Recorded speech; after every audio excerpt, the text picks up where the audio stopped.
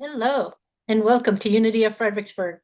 My name is Chris, and I'm pleased to welcome you to the Unity of Fredericksburg weekly online gathering. At Unity of Fredericksburg, we're advancing the movement of spiritual awakening and transformation through unity, a positive path for spiritual living. We thank those of you watching on YouTube, live or later, and invite you to subscribe to our YouTube channel. If you're able to attend live, we encourage you to join us in the Zoom community room. You'll get the full Sunday morning experience with music, prayer, and connection. Our weekly newsletter includes the Sunday service link, and you can subscribe to receive that on our website at uofva.org. For everyone local to Central Virginia, Unity of Fredericksburg offers a variety of fun and enriching in-person gatherings every month. Subscribe to our weekly newsletter at uofva.org for all the details. Our message today comes from our minister, Reverend Cheryl Fair. And now, here's Reverend Cheryl. Thank you, Chris. Hello, hello, hello, everyone. Everyone who's here with me right now in the Zoom room, and those of you watching on YouTube, whether you're watching live or later, we appreciate having you as a part of Unity of Fredericksburg. Our broadcast date today is June the 9th, and today we're going to continue our focus on community well-being with inspiration from the book See No Stranger, a memoir and manifesto of revolutionary love by Valerie Kaur. Revolutionary love. Along the lines of revolutionary love, did you know that June the 12th is known as Loving Day? So on June the 12th, 1967, the U.S. Supreme Court unanimously ruled in favor of Virginia natives Mildred and Richard Loving, making states' laws against interracial marriage unconstitutional. So Richard and Mildred met in Central Point, Virginia, that's in Caroline County, and they were married on June the 2nd, 1958, and they were arrested 5 weeks after their wedding. They pleaded guilty to charges of cohabitating as man and wife against the peace and dignity of the Commonwealth.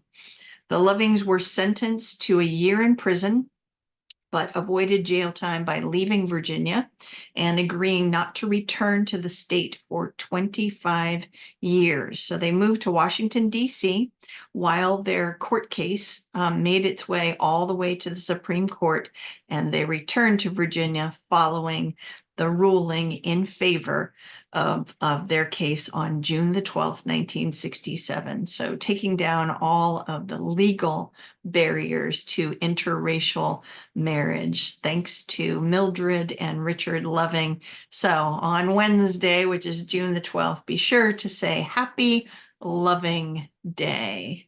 So talk about some revolutionary love, right? So let's review a bit about last week before going forward. So our focus of community well-being came out of an idea in idea generating sessions that we had at the end of 2023, and it centered on our desire to look closely at diversity and inclusion and ways to be present with those who do not share the same worldviews that we do. So as I mentioned before, we're using this book, See No Stranger by Valerie Kaur, as our guide through this topic this month. Valerie Kaur, who, by the way, just along that theme of loving, she was born on February 14th in 1981, which of course here in the US is Valentine's Day, a day that's all about love. So she's an American author, activist, documentary filmmaker, lawyer, educator, and faith leader. And her book, See No Stranger, documents her personal and professional evolution as an activist. Now, one of the Valerie Kaur's extended family members, was the first to be killed in a wave of hate crimes that took place in the United States following the attacks on 9/11 in 2001.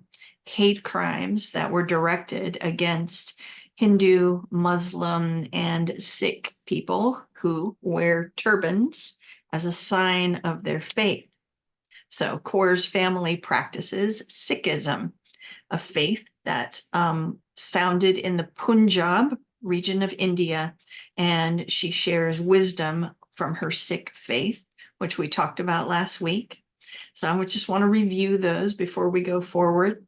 The core beliefs of Sikhism include faith and meditation in the name of the one creator, divine unity, and equality of all humankind. So it's very similar to the language that we use in unity to affirm the one presence and one power. In particular, Valerie Kaur was guided through these events in her life that she shares about by some core Sikh teachings focused on oneness. The first one being the title of her book, See No Stranger, that as we go about our lives, the Sikh faith encourages us to see all living creatures as part of our sacred family, part of our sacred community. And when we encounter something, someone that's different, that we approach that with an energy of, and this is a quote that she uses frequently in her book, "You are a part of me I do not yet know. You are a part of me I do not yet know." So her book has 3 sections, and the first section was called See No Stranger, Loving Others. And today we're going to cover some themes from the second section of her book called Tend the Wound, Loving Opponents. So there's a lot to unpack in those 2 phrases, tend the wound. We'll get to that one in a bit. And loving opponents. So I like to look things up. So of course I looked up opponent. So an opponent, someone who competes against or fights another, a person who disagrees with or resists. So a lot of resistance energy with that word opponent. Now it's interesting because in both unity teachings and in Sikhism teachings on a spiritual level, opponents do not exist in oneness, do they? Right? If there is only one, if there is only one presence and one power, then there is no opposing force. There is no resisting force. It is oneness. Now, this is kind of, it's not always easy for us to access, right? Because on a human level, in these human bodies, in these human lives we are living, we certainly do experience energies and individuals that we experience as opponents, right? Yes. So once again, we are in this space that we talk about frequently here on Sunday morning, this kind of fundamental paradox of being human, wherein we know that we are spirit, 100% spirit having a human experience. And we know in our hearts, in the teachings that we take in, the affirmations that we do, that there is no force out there that is an opposite than that which we call God. And at the same time, here we are in these bodies, fully human 100% of the time. And in our human lives, we absolutely do experience opponents, right? And in fact, our human brains are wired for duality. So we're always in this space of experiencing things in our lives, taking a breath, remembering, our spiritual teachings and toggling kind of back and forth, that toggling between our divine nature and our human nature. And out here in our human nature, our human brains, like I said, they're wired for duality. They're wired to sort out right from wrong, left from right, friend from foe. So when we get ourselves caught up in those kinds of things, caught up into feeling like we have an opponent in a certain situation, don't be too hard on yourself, because this is, your brain is wired to do that. It's okay. And in that moment where you notice, catch yourself, take a breath, shift your focus to your divine nature. That is where we really connect. That is where we are living our lives from spirit. So there, and each time we do that in our lives, we open up that space further so that we can become more and more present in our divine nature. So as we look at this section of this book, Tend the Wound, Loving Opponents, we're definitely looking at ways to help us manage our human lives, right? And since our overall focus this month is on community well-being, we are looking at relationship challenges, right? Times when we feel hurt, when we feel unheard, unseen, disrespected, and have a sense of others in our lives as being against us in some way, opponents. And we're also going to be looking at observations and interactions with other people, or observations of other people who don't share our way of being, our values, our worldview, where we go, I can't believe that person would do such a thing.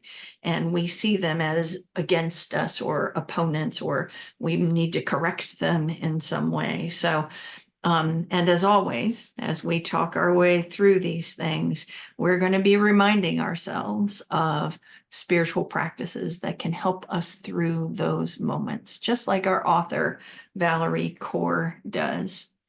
Now, in this middle section of her book, Tend the Wound, Loving Opponents, there are 3 chapters, and the chapters are called Rage, Listen, and Reimagine. So we'll start out with rage. Sounds pretty intense, doesn't it? Yes.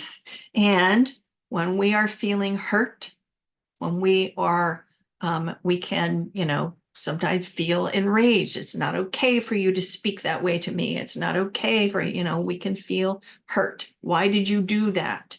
Those kinds of things. And when it comes to rage, because not all of us, process in that way, but many more of us can identify with feeling anger or rage when we witness someone else being hurt. That kind of maternal energy, whether you're a man or a woman, that maternal energy of like the mama bear protecting the cub, right? It's not fair, it's not correct for this to happen. And we'll stand up and, express our anger about that. So we've all been there in some moment, haven't we?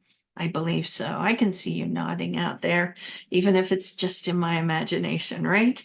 So our author, she shares some pretty intense experiences. A number of things she shares have to do with coming up and finding an opponent in the patriarchy, right?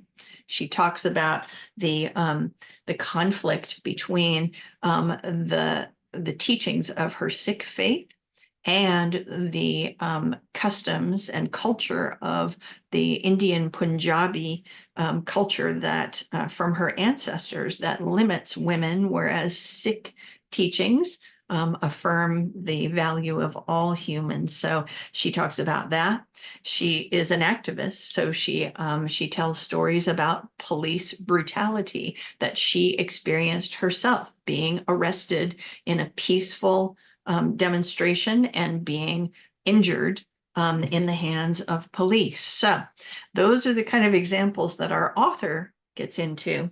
Your examples may be different than that, and yet the feelings that feeling of rage underneath may feel much the same. So our author says at one point, rage is a healthy, normal, and necessary response to trauma.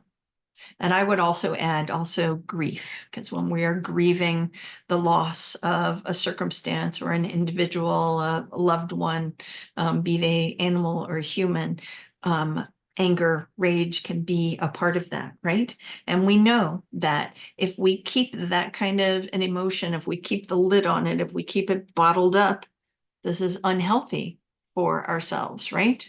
It's unhealthy for us to do that, right? Here's a quote from the book. Repressing anger comes at a cost to our health. It results in high rates of autoimmune diseases and amplifies our perception of pain. So that's what comes from keeping a lid on anger or rage. Now, what Valerie Kaur does is she encourages us to express our rage in what she calls safe containers. And she did this with the help of a trauma therapist following her injury after being held by the police. And here's something she has to share about that. Let me find it in my book here around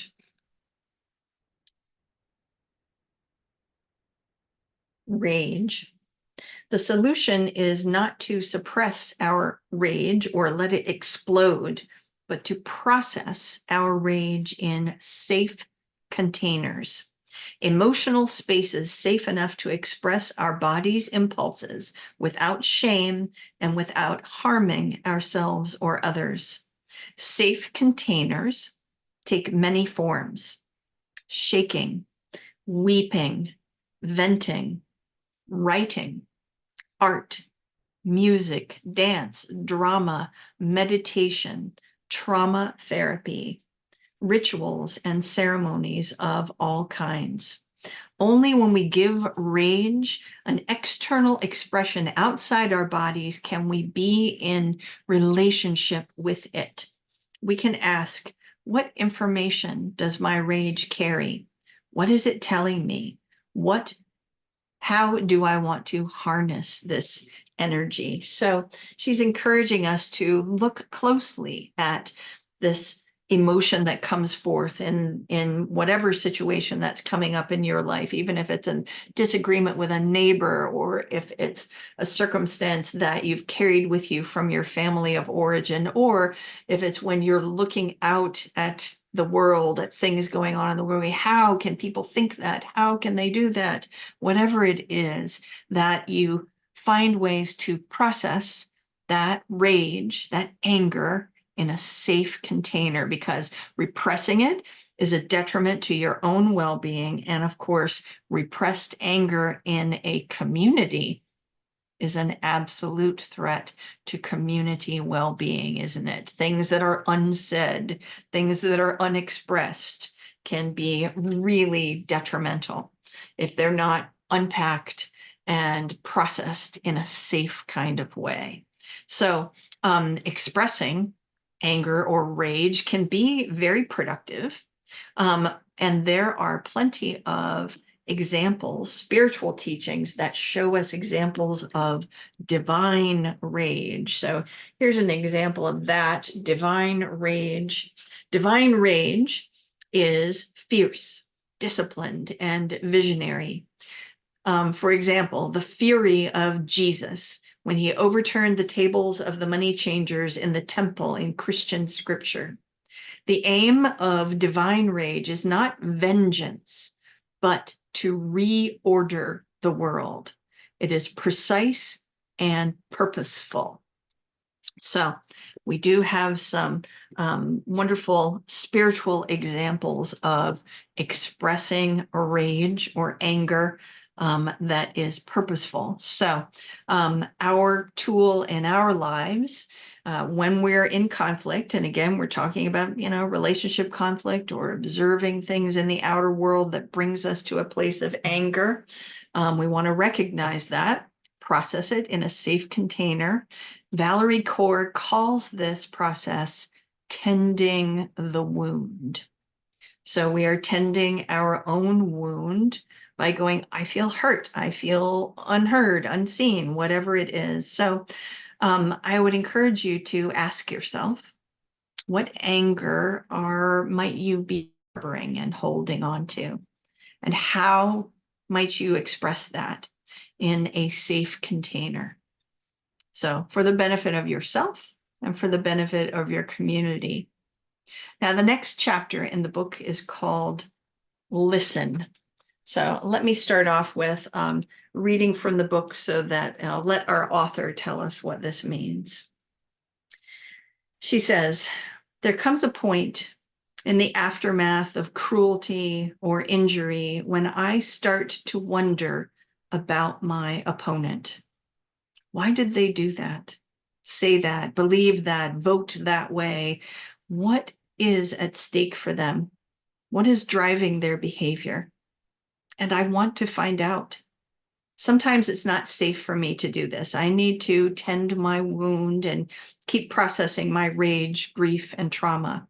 But when it's safe, I think about how to listen to their story. And Valerie Kaur is a very brave woman.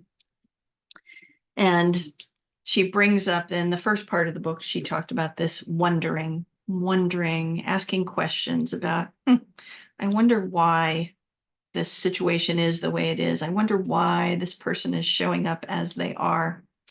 And this listening is something that can take place in person, actually being physically present with another, or it can be something that we are practicing in our consciousness, right? Because often we might be in a state of conflict with someone who's no longer physically present, right?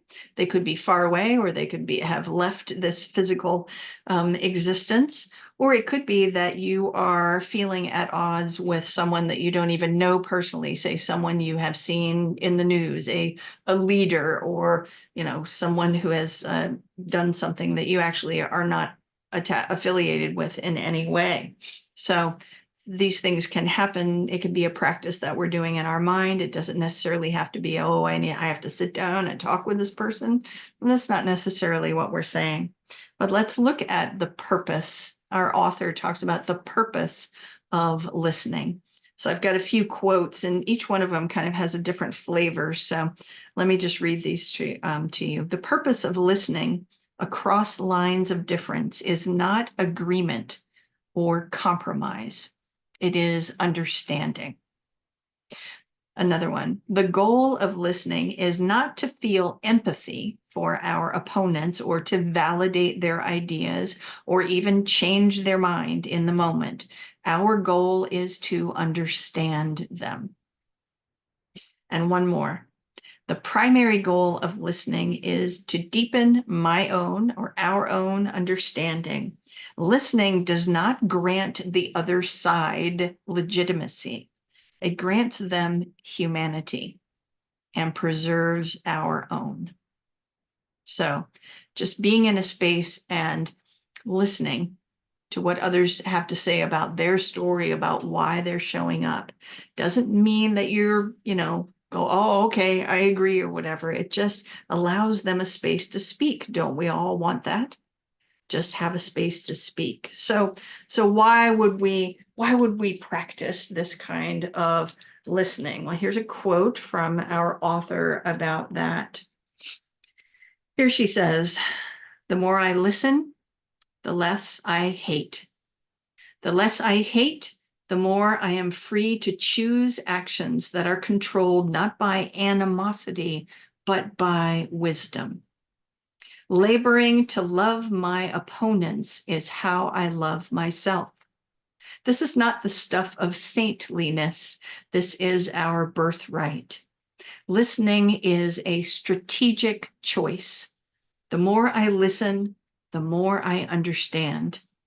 I am persuaded that there is no such thing as monsters in this world, only human beings who are wounded. Let me read that one more time.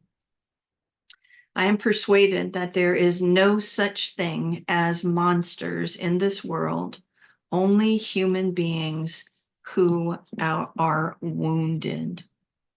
So when we are wondering, when we are listening, we are allowing ourselves to witness the wound in others. It doesn't mean we have to agree with them. It doesn't mean we have to make them agree with us, but we are witnessing their wound. And our author gives some pretty powerful examples of, say, being in a cafe and hearing a table of people expressing some really bigoted, racist things and coming over and talking with them. So it's a pretty powerful book. But basically for us, it's essential for us to ask ourselves, when is it my role to listen? We can get really engaged with, I can't believe the way that person did it, but when is it our role to listen, to witness the story of the other, the opponent, in what's going on with us? We want to make sure you're in a safe space to do that if you're going to do it. And if you don't have it, this is not something to be done face to face, then just engage in wondering why. Why would someone do this? And to seek out a spiritual practice that can support us. So there was a moment where I really came to this realization a few years ago, and that was on January 6th of 2021. So like many people, I was spending plenty of time indoors because we were in the midst of the pandemic, when I saw notices about a mob of people attacking the US Capitol. And just couldn't believe that this was happening. And it was like, what is up with these people who are doing that? And that was most of what I was seeing, was this energy around blaming and all these kinds of things. And I needed to take a breath and step back and start wondering and asking why. Because what I was seeing was the actions of people who truly felt that their lives were under threat. You go, well, how could that be true?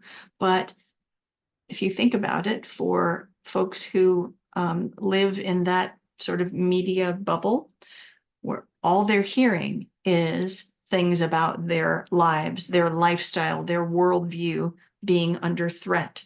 And that's what these people who were, climbing over balustrades and breaking through doors and windows were trying to, in their minds, they were being patriots. They were trying to save their way of being that they have been told has been threatened. So I don't have to agree with that to observe it, to observe, that what is happening for those people, to be able to wonder and kind of see what's coming up for them. Now, part of it may come from my training as an actor, because as an actor, I'm not trained to sort of look at outer behavior, but to look underneath as to like what is motivating people. So rather than labeling people as bad actors, look at those bad things they're doing, like why? And then I, of course, was looking for a spiritual practice that I could use to help process in that moment. And I had recently at that point had some exposure to the Buddhist practice of loving kindness. Now, we'll use that in our meditation in a few moments, but if you're not familiar with that, the Buddhist practice of loving kindness is basically some repetitive phrases, wishing that you wish for yourself and for others. That you're basically you're saying for yourself, may I be happy, may I be peaceful, may I be well. And you repeat that for others as well. And so it's not as if I could sit down and have a conversation with these people who were doing these things on the news, but I could be in a space of just wishing them the same that I would wish for anyone, that they would be well, and certainly for, when you see this kind of action happening, and there are things happening in the world right now where things are happening, you absolutely can be in a spiritual space of wishing them peace, right? Those who are engaging in those kinds of things. So that was how I managed that particular situation. And it is something that I suggest that you give a try. And we'll do it in our meditation in a few minutes. But I want to finish up with our talk here today. So we know that healing around whatever kind of conflict that you might have experienced doesn't take place in a neat process, right? It isn't like, oh, I did that one time and now I'm a lot better. It could be weeks, months, years down the road, something comes up and you're back in that moment again and you need to work on it again. And Valerie Kaur talks about her ongoing dance of sort of dropping back into what she calls safe containers to process her rage and then stepping forward into an activity of wondering and listening. And so that's an ongoing dance that we can see ourselves doing, for a long time, depending on what it is that you're processing. So that was her chapter on listening. She has one more chapter. It's called Reimagine. And in that chapter, she is sharing about her process when she went to law school and the different activities that she did during law school to engage with systematic change. And that's something that she works on a regular basis. And she cites spiritual leaders who have done the same, spiritual leaders who sought not only to break down tyrannical systems, but build something better. And she talks about examples of Jesus, Muhammad, Buddha, Dr. King, Nelson Mandela, Gandhi, examples like this.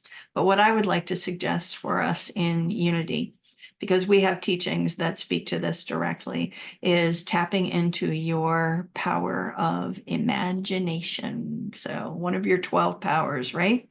Some call imagination the primary spiritual power we have, because we use our power of imagination to cultivate all of our other spiritual capacities. So it's our power to picture what can be.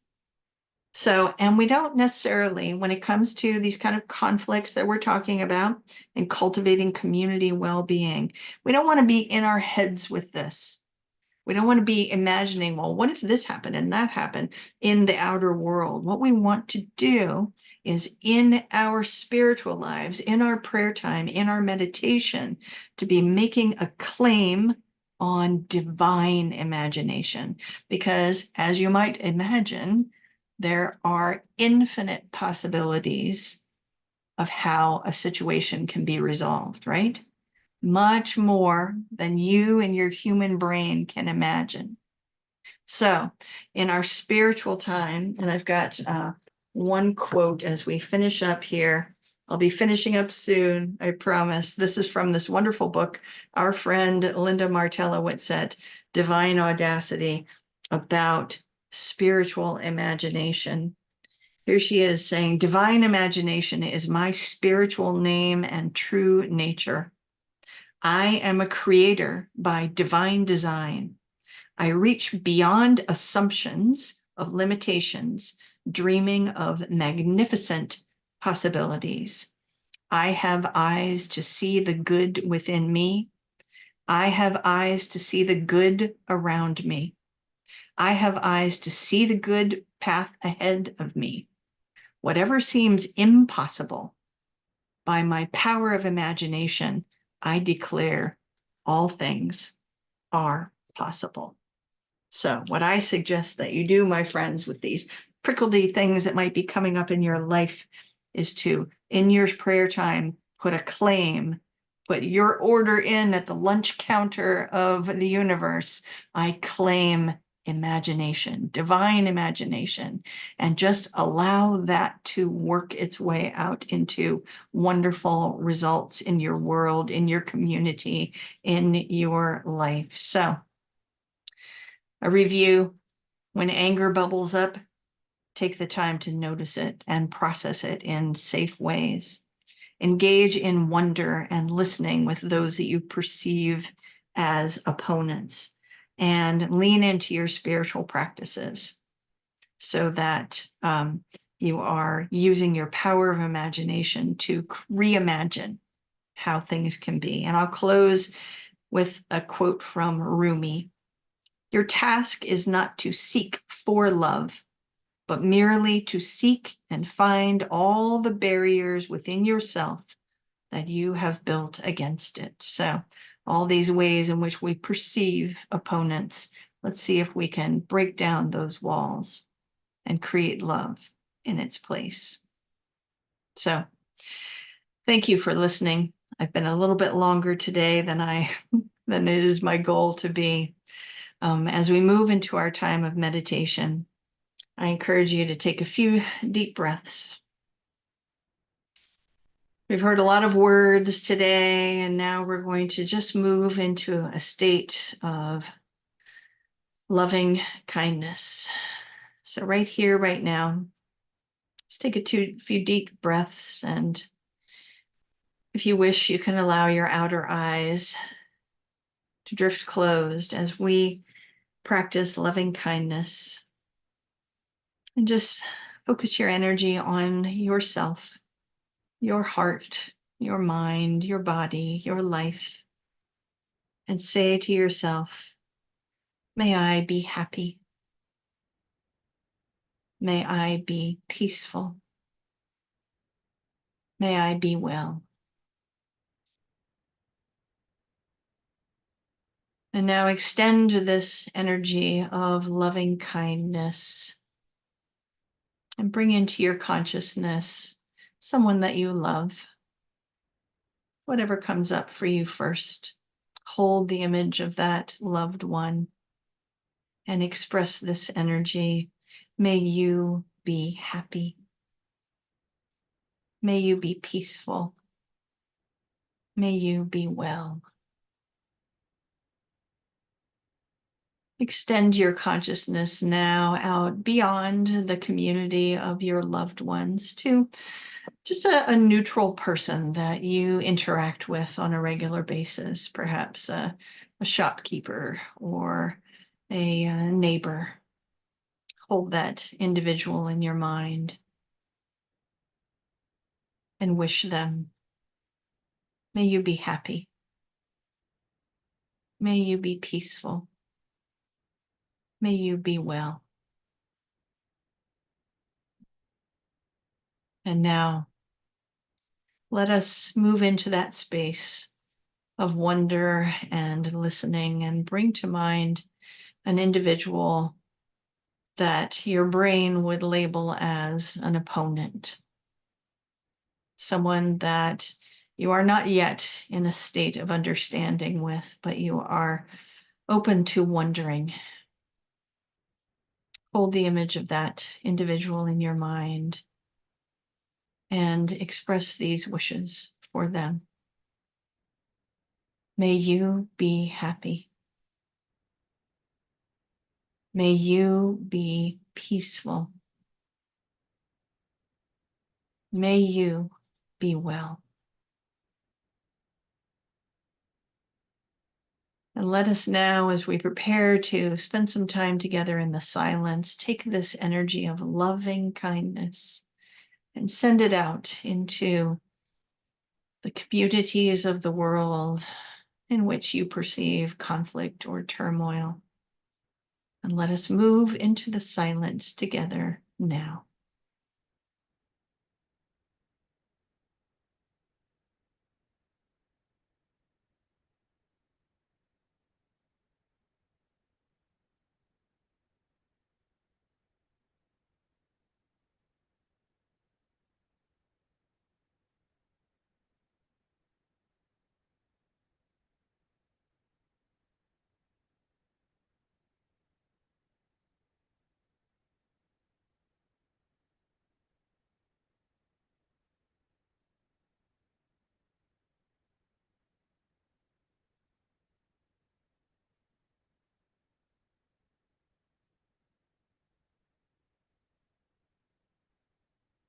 And as we begin to bring our focus back to the here and now, feeling your feet resting gently on the floor, the body in the seat, breath moving in and out.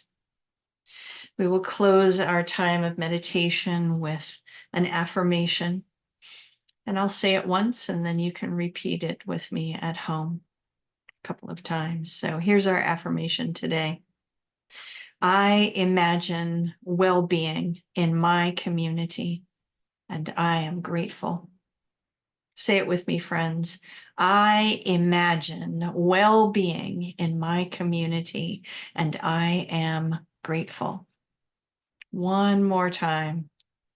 I imagine well-being in my community, and I am grateful.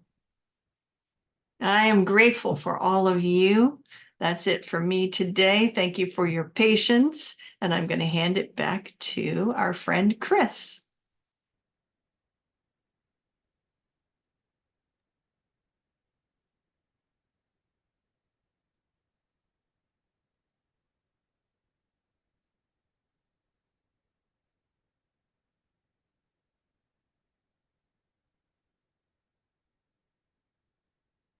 Looks like Chris is trying to unmute. There you are. There we go. There we go. All right. Can you hear me okay? I think you can. Yes.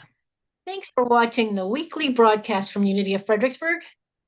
Visit our website, uofva.org, to learn more about our mission of spiritual awakening and transformation, and support our ministry with your financial donation. Thanks for watching, and see you next time.